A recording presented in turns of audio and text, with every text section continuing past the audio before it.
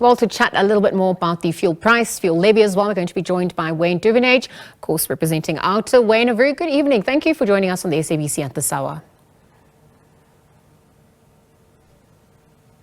Hi.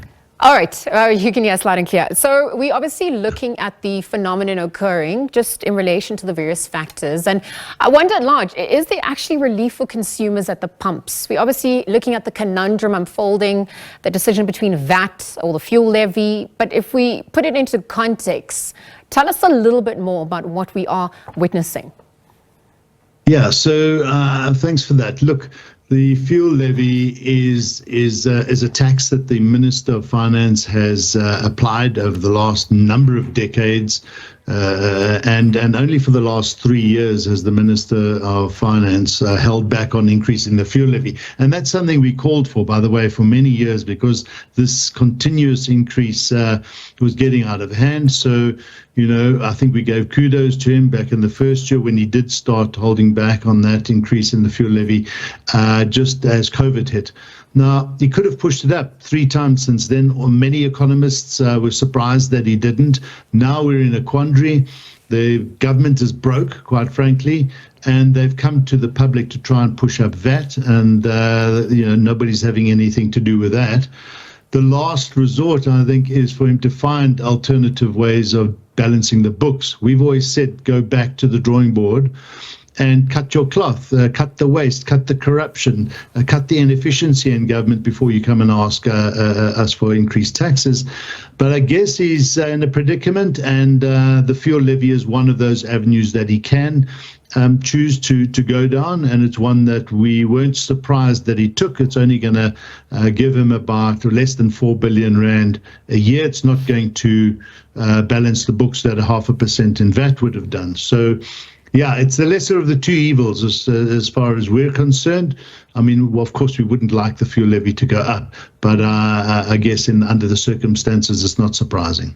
All right, so given the predicament, I see that the RAF levy will not be adjusted. But even if we look at the broader picture, perhaps the main drivers, you know, behind the lower prices, even in relation to the exchange rates between the US dollar, the price of Brent crude oil as well, that's also decreased. Help us understand all of this in relation to those dynamics.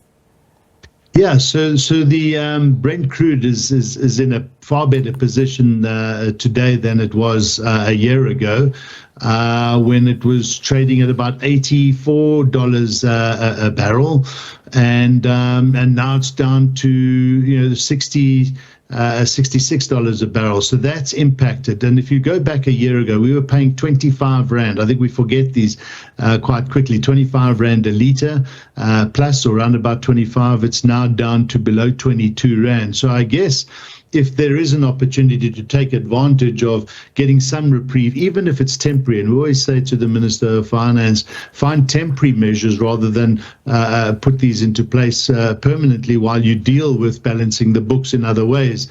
So hopefully this is a temporary one, but they never are. It is a 16 cents increase in the fuel levy, which is about 4% to the fuel levy. And remember, that fuel levy has gone up 110% in the last decade. So for the last 3 years to go up by 4%, it's not bad, but I don't want to say that in the context of people thinking I'm all for a fuel levy increase, because it's better to keep it flat. But, you know, we are in such a pickle as a country, and I think we have mismanaged our finances for far too long, and government needs to sort this out. Our debt ratio is far too high. They keep telling us they're going to sort it out, but they haven't, and so they're in a bind at the moment. Well, it's to your point earlier on about it being the lesser of two evils in relation to VAT, and also just because it is such a tough act for the finance minister to follow. I mean, we've seen some court developments in relation to all of this as well. The EFF filed an urgent application now to bid the finance minister's fuel levy hike to kick in on Wednesday. Talk to us about, you know, that judgment, how strong the case is, but also just the long-term implications. I mean, also then in a separate matter, the EFF at large, you know, challenging the general fuel levy increase as well. Yeah, so the case that we believe the EFF are bringing as a weak one, we don't believe they will win that case to halt this fuel levy increase.